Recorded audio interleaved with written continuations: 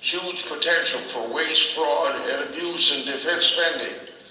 And when I get to the end of my remarks, I'm going to give you a couple examples. Mr. Hegseth acknowledged this weakness within the Department of Defense and assured me that he will get the department on a proper financial footing. He also committed to ensuring protections of whistleblowers who speak out against instances of fraud, waste, and abuse that have been unrestrained within the department. We spoke about that issue because for every nominee that comes to my office about the wanting confirmation, I say to them, you know, whether you've got a department of a few hundred or a few thousand or a few 10,000, and there's some departments around here of a few 100,000 people, big or little, you can't know what's going on in that department as far as listening to whistleblowers. And whistleblowers are, I consider them very dedicated to their job, very patriotic people. They just want the government to do what the government's supposed to do under the law, or spend the money the way it's supposed to be spent. So they see something wrong, they come forward, and you know, maybe sometimes they accomplish a lot by coming forward, but sometimes they're so frustrated that they come to us members of the Senate. In my particular case, Chuck Grassley. And about 90% of the 35 investigations I've got going on and somewhere in the executive branch of government, 90% of them are instituted by information whistleblowers give me. So I tell these nominees, you don't know what's going on. You ought to listen to whistleblowers. And it isn't just a case of the nominee listening to a whistleblower. It's a case of the nominee having a culture within within their department that will encourage middle management to listen to whistleblowers. And that's particularly a problem in the Defense Department. But we find too many whistleblowers ruin themselves professionally. They're treated like a skunk in a picnic at their department. I can tell you a lot of stories where they've been misused just because they came forward with information that the government wasn't following the laws. And I know you can tell from what I just said, I've been a long time advocate for whistleblowers and continue to work to ensure that they're protected when they rightfully speak out about the wrongdoings within our government.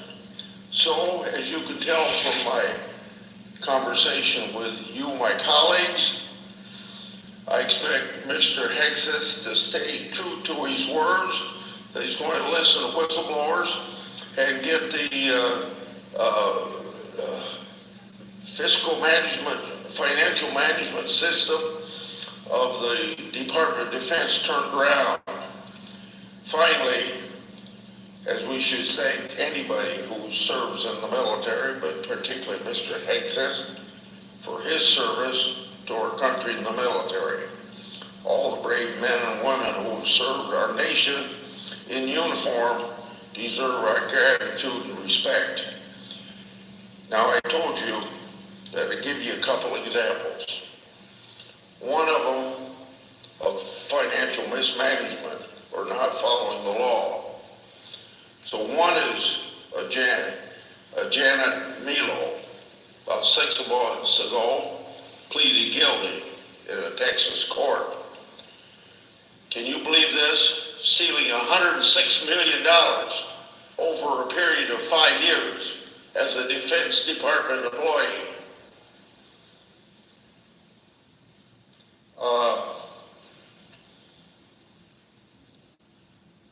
Now, the problem there is that I'm trying to get information from the Defense Department on one of my investigations. How could an employee of the Department of Defense over a period of 5 years get away with $106 million? some places it was 112 million, but whether it's 106, 112, what difference does it make? It makes a difference because $1 is stolen from the taxpayers. Anyway, if she'd stolen $5 million, she probably would still be a free person. But what's wrong with the financial management system of the Defense Department? They can't keep track of $106 million being stolen. So I'm trying to get an answer to that, and I don't have an answer to it. And that's why I'm going to suggest that the Inspector General of the Department of Defense ought to be fired. Another one is what we call in Washington the JEDI, a program that the Defense Department wanted to establish called the Joint Enterprise Defense Initiative. There were people in the Defense Department that had a conflict of interest because they had a relationship with Amazon. Amazon wanted that contract. They didn't recuse themselves. And finally today, I got a response on my investigation that started probably 5 years ago on that. Maybe I got it because I talked to Peace Hegseth about it. Maybe I got it just because finally after 5 years they decided they could finally give me an answer. I haven't read that answer, so I don't know what the result is. Actually, it doesn't matter what they tell us because this whole Joint Enterprise Defense Initiative and these contracts, there was so much competition among a couple wanting that besides Amazon that it was given a brand new start on negotiations, and I don't even know where they are on those negotiations at this point. But those are two examples of things that are really wrong with the way the Department of Defense is run, not just under Biden, but under a lot of presidents, both Republican and Democrat, over a long period of time. And hopefully Mr. Hegseth can straighten that out. I yield the floor and suggest the absence of a quorum. The clerk will call the roll. Ms. Alston Brooks.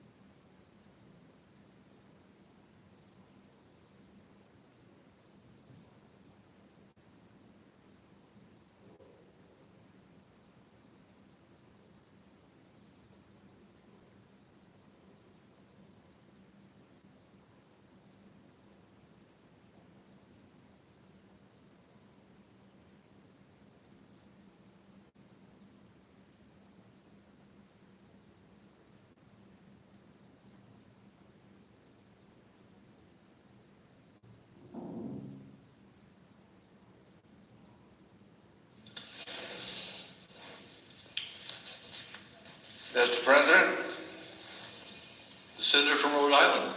Mr. President, I ask that the quorum call be dispensed with. Without objection. Thank you, Mr. President. Mr. President, I rise today to urge my colleagues to carefully consider their vote on the nomination of Mr. Pete Hegseth for Secretary of Defense. The Senate is now in the process of voting on many members of President Trump's new cabinet, who will determine policies that will affect the lives of every American. However, I would argue that the position of the Secretary of Defense is unique. It requires the highest quality of leadership, the ability to make on-the-spot life or death decisions, excellent diplomatic skills, and character beyond reproach. There is no question that President Trump has a right to select his cabinet, but his defense secretary should be someone who is capable, without question, to meet the demands of the job and the expectations of those he will lead. They should have the knowledge and experience to manage one of the most complex organizations in the world. And they should be willing to admit what they do not know and assemble a team who will help them carry on. In his hearing before the Senate Armed Services Committee last week, and in his writings and comments, Mr. Hegseth has not proven that he is qualified to be Secretary of Defense. He has been questioned about allegations of significant personal misconduct, including alcohol abuse, infidelity, sexual harassment and abuse, and toxic work environments. He refused to really address or take ownership of these allegations. As a result, he leaves himself open to having his personal history subject to exploitation by adversaries, which is the last thing we need for the leader of the most powerful military in the world. If confirmed, Mr. Hegseth would be giving orders to men and women of every race, religion, and sexual orientation. His orders may result in these men and women risking and perhaps losing their lives. These men and women must trust that the Secretary of Defense giving those orders respects and supports them. Instead, Mr. Hegseth has disparaged military personnel with racist and sexist comments. He has derided diversity in the ranks, and he has openly opposed women in combat roles. How can we expect our military to overcome recruiting challenges, maintain retention, and remain the most ready and lethal fighting force in the world if they do not have respect for their leader? Who would want to follow the orders of someone who belittles them? For better or worse, the industry and workforce that supports the Pentagon is enormous, complicated, and is a huge factor in our nation's economy as well as national security. Mismanaging it can cost fortunes in our taxpayers' investments, the American economy, and workers' lives. It has been widely documented that the extent of Mr. Hegseth's management experience was running two small veterans organizations, both of which he drove to the verge of bankruptcy and had to be relieved from his leadership roles. He has refused to acknowledge this, and it does not seem that he has learned from the experience. Do we want to risk an organization with a $900 billion annual budget to such a nominee? Another keystone of the United States military is that it is entirely professional, unlike many other nations' armies. The United States military is held in such high esteem around the world because we follow the rule of law and the Geneva Conventions. Our military is not like those of Russia, Iran, or North Korea, whose soldiers terrorize and kill civilians, pillage villages, and torture captives. When the U.S. military arrives, our enemies should be afraid, but civilians should be relieved, because we hold our service members to the highest standards.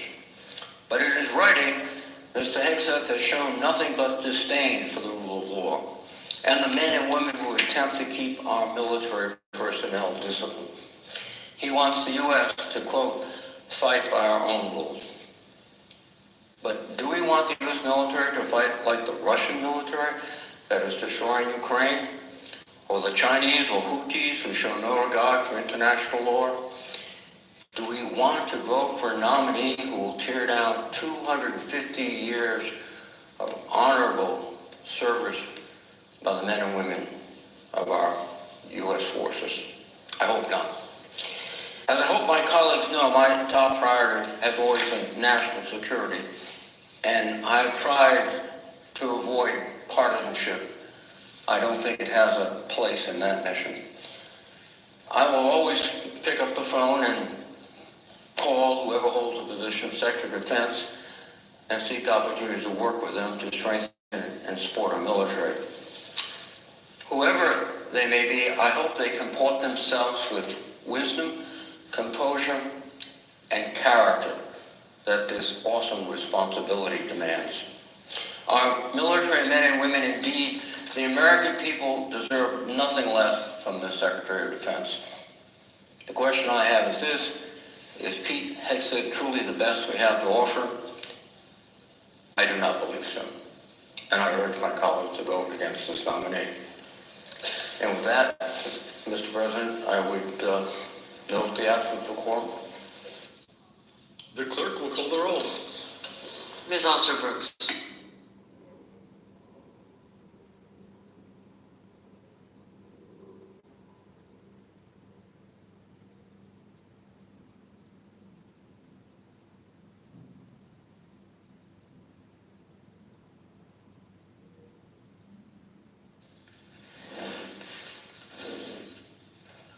Is there a precise time for that?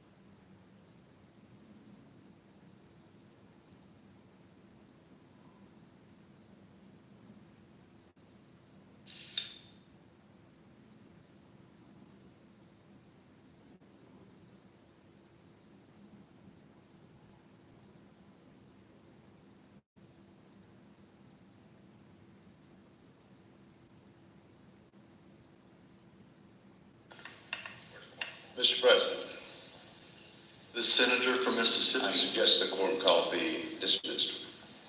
without objection. Mr. President, I agree with my friend from Rhode Island, the distinguished ranking member of the committee, that this is something senators need to think very carefully about. And I would remind my friend and my fellow senators and my fellow Americans that the voters of the United States spoke very strongly and very firmly and overwhelmingly on the first Tuesday of November for change. And over 75,000 Americans voted for change, not only domestically, which we're seeing being fulfilled even in the first week of this term, but also on the international scene. The United States needs to return to a position of strength. And through that strength and through that military might, we can assure peace for a generation. So I think one of the things that over 75 million Americans spoke for on Election Day was peace through strength. The president has made his choice, and he's putting his team together to strengthen our military and to get us ready. And the person he's chosen to lead the Defense Department is Pete Hegseth.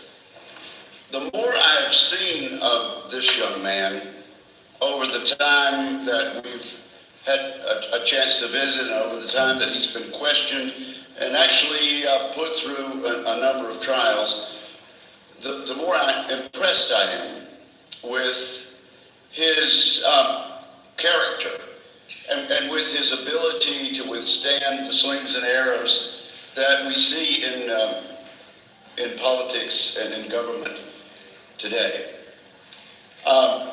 Pete Hegseth is ready to put forward the program of President Donald Trump.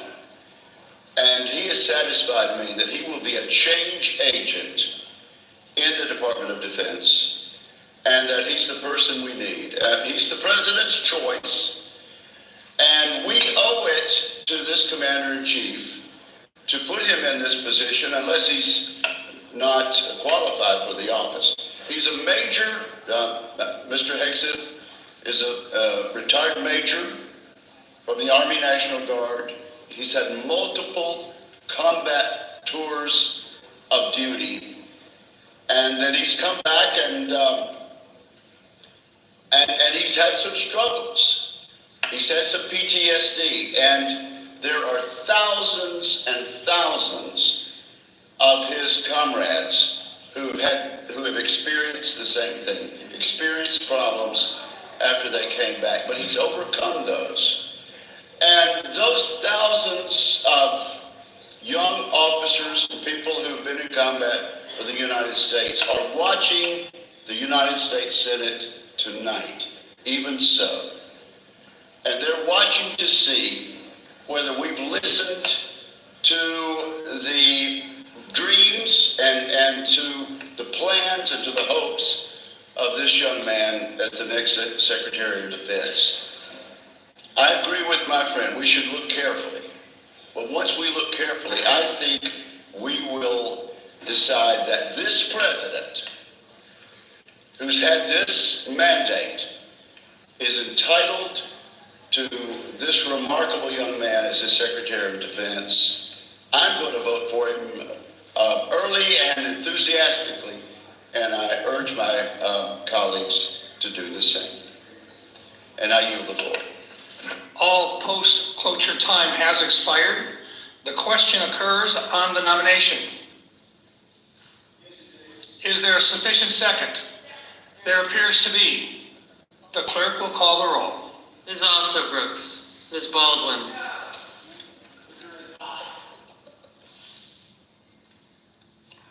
Mr. Banks. Yes.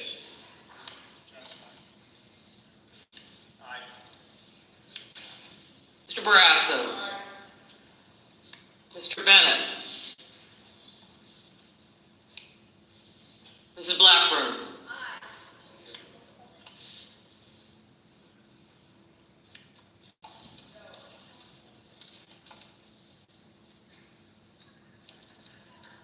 Mr. Blumenthal.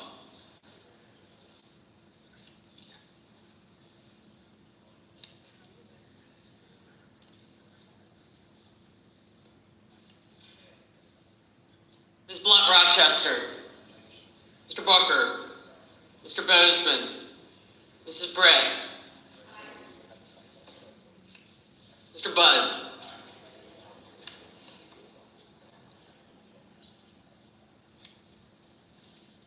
Ms. Cantwell. Mrs. Capito. Mr. Cassidy.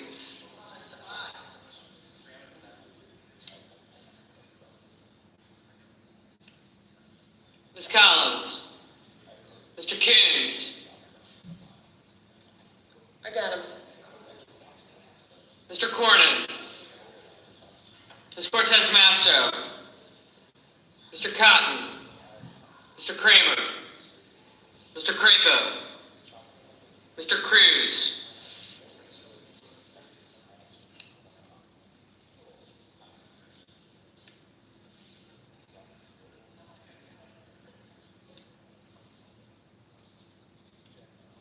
Mr. Curtis.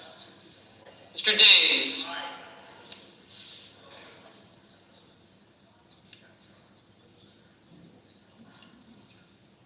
Ms. Duckworth. Mr. Durbin. Ms. Ernst. Mr. Fetterman. Mrs. Fisher. Mr. Gallego.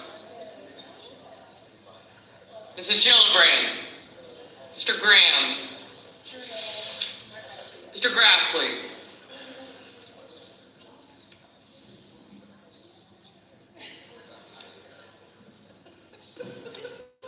Mr. Haggerty.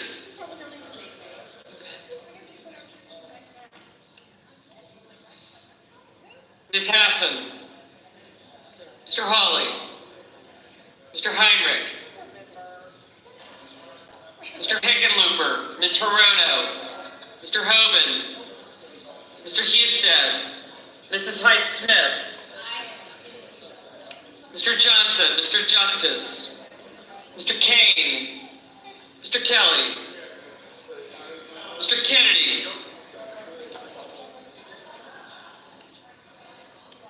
Mr. Kim,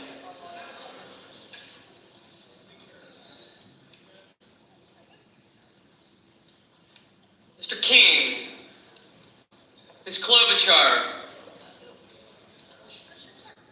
Mr. Langford, Mr. Lee, Mr. Lujan, Ms. Lummis, Mr. Markey, Mr. Marshall,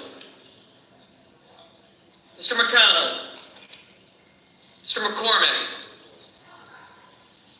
Mr. Merkley, Mr. Moody, Mrs. Moody, Mr. Moran, Mr. Moreno, Mr. Mullen, Ms. Murkowski, Mr. Murphy, Mrs. Murray, Mr. Ossoff, Mr. Padilla, Mr. Paul, Mr. Peters, Mr. Reed, Mr. Ricketts, Mr. Risch, Ms. Rosen, Mr. Rounds, Mr. Sanders, Mr. Schatz, Mr. Schiff, Mr. Schmidt,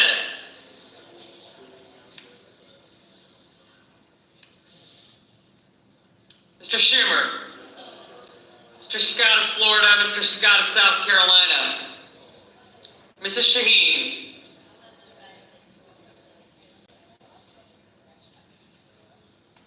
Mr. Sheehy,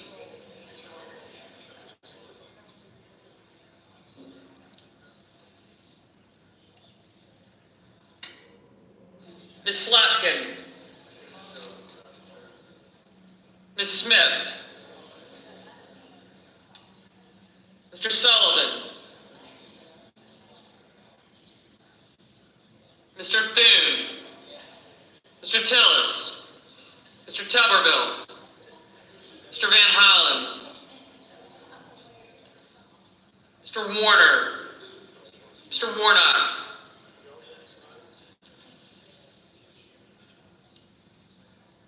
Ms. Warren, Mr. Welch, Mr. Whitehouse, Mr. Wicker, Mr. Wyden, Mr. Young,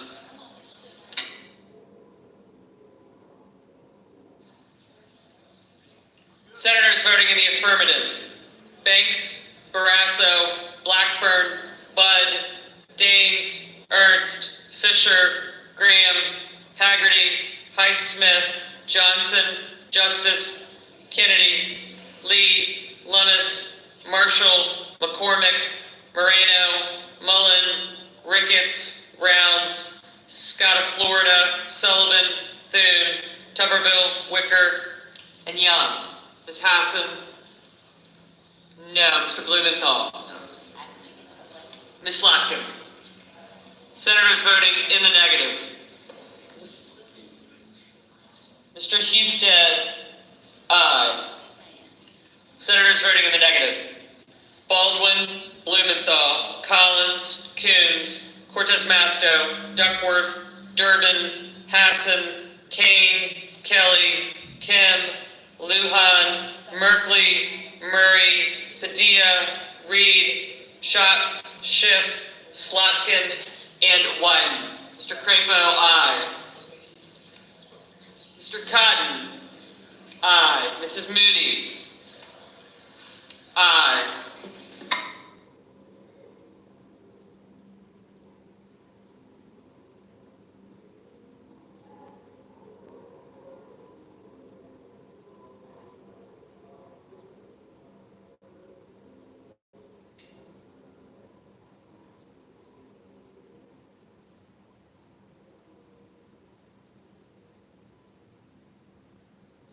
Mr. Cornyn, aye. Ms. Murkowski, no. Mr. Warner, no.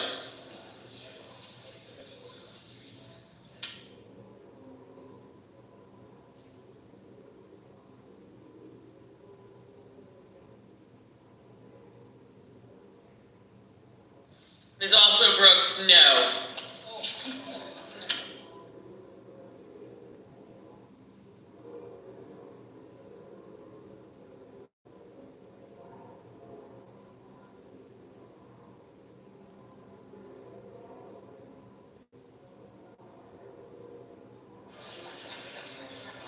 Mrs. Capito, aye.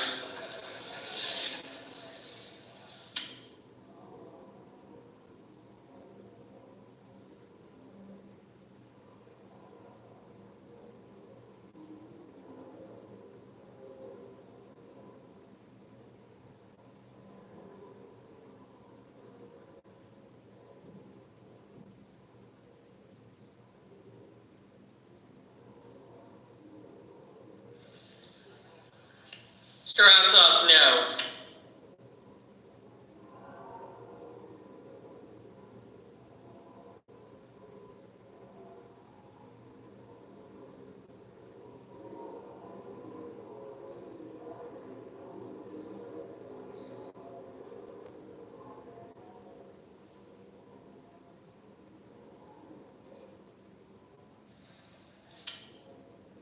Mr. Sanders, no. Mr. Risch, aye.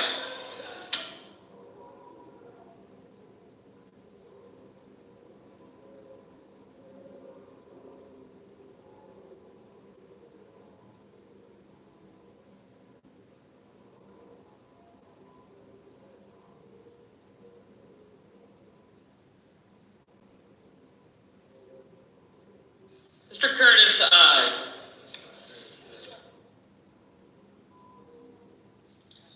Mr. Sheehy, aye.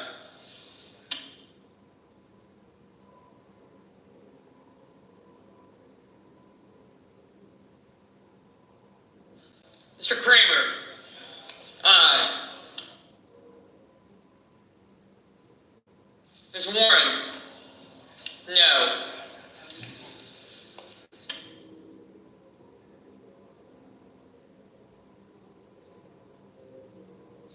Ms. Hirono, no.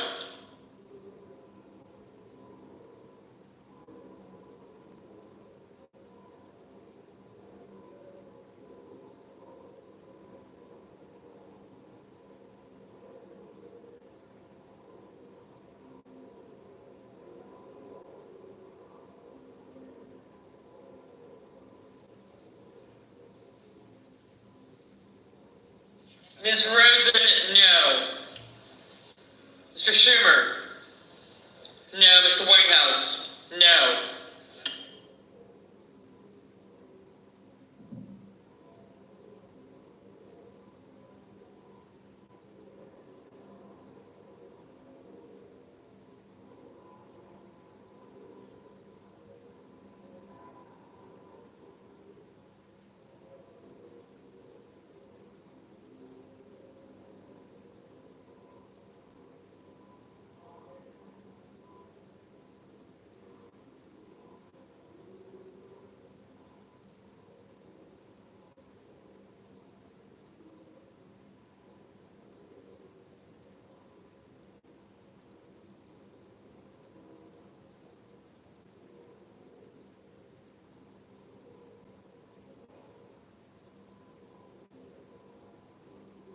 Mr. Murphy, no.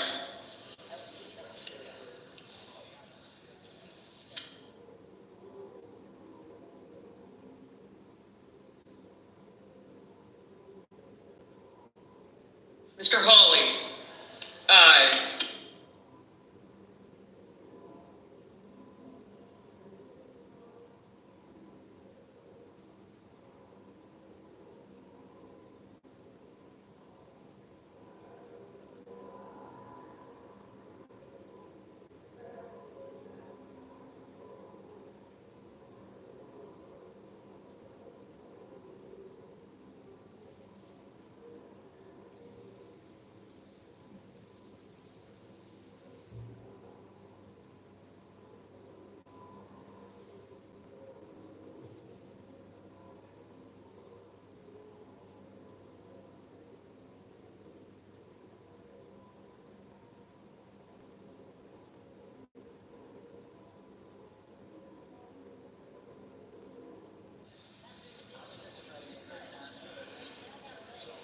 Mr. King?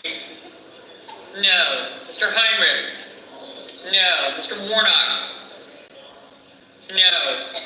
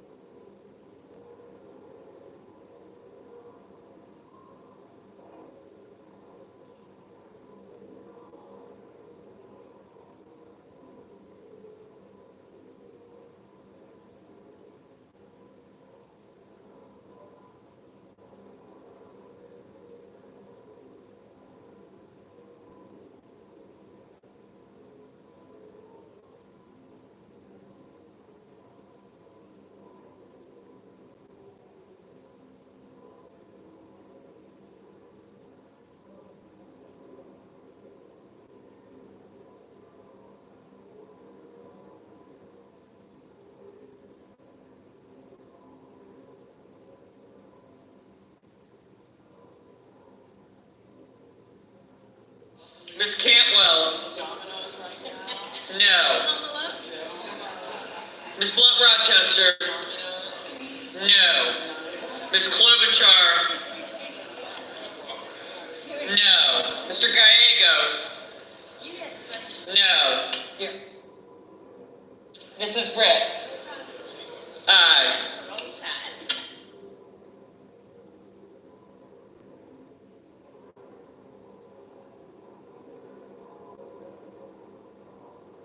Mr. Langford, aye.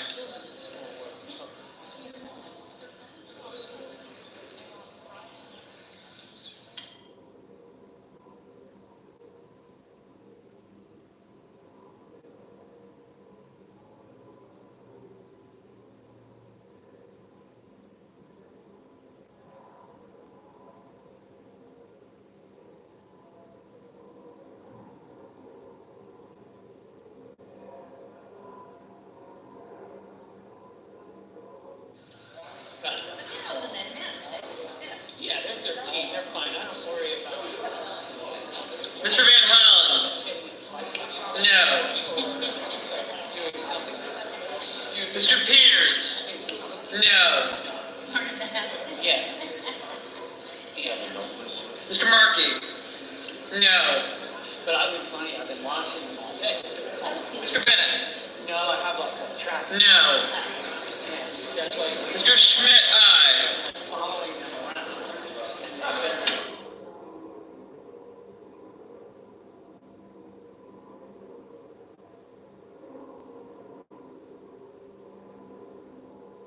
Mr. Booker? No. Mr. Cruz? Aye. Mr. Grassley? Aye.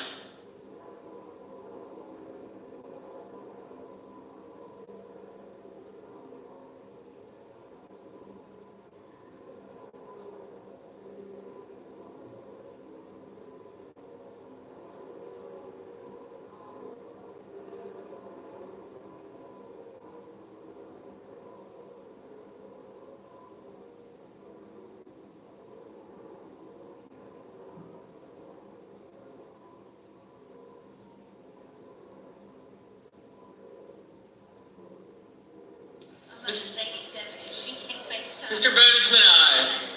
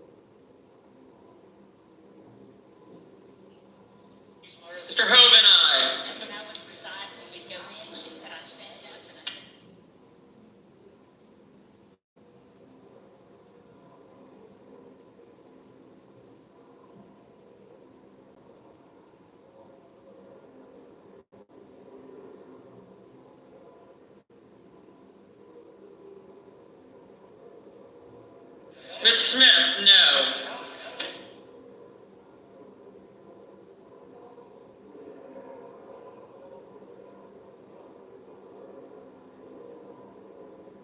Mr. Cassidy, aye.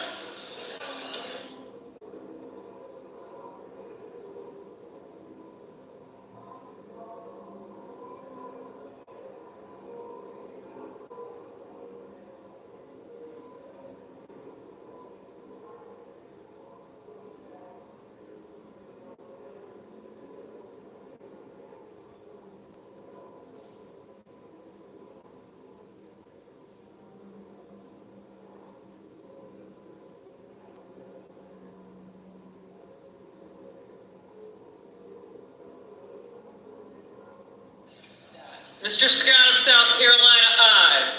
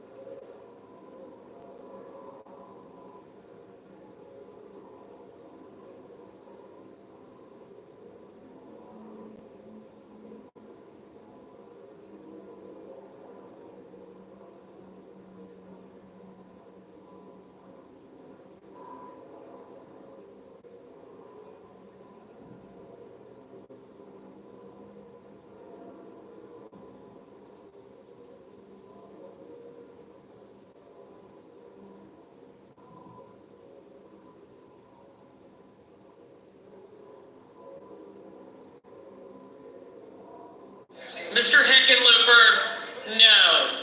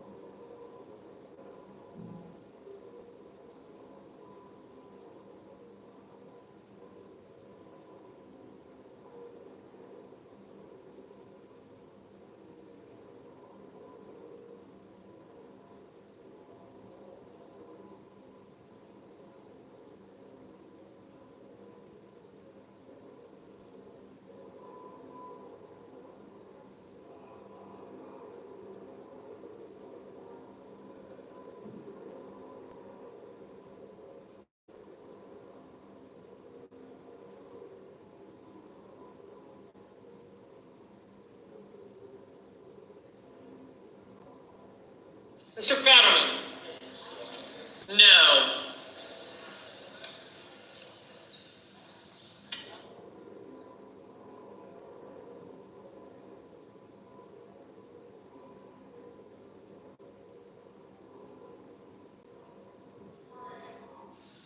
Mr. Moran, aye.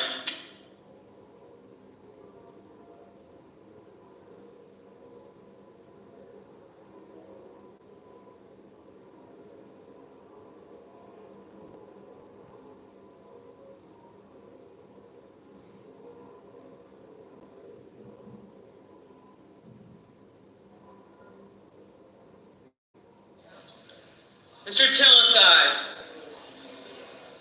Mrs. Gillibrand, no.